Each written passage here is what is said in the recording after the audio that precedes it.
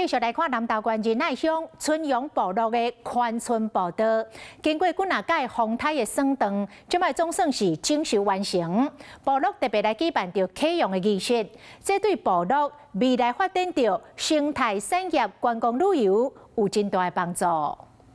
春阳部落宽村生态步道整修完工，正式启用。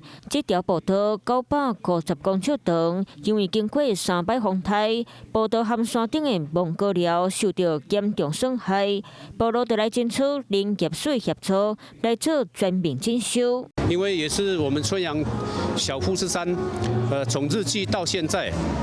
我们老人家跟小孩子都最喜欢的地方。得到林业署全力支持，除了修建步道，芒果寮和传统处，嘛将钢化果设计到完整改记录保存，都能够呈现给外面的客人，让我们这边的经济效应都更好。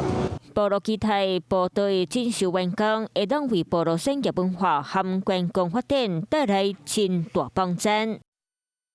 你好，我是宋彦明。想掌握最及时的新闻资讯吗？赶紧订阅、按赞、开启小铃铛，锁定华视新闻 YouTube 频道。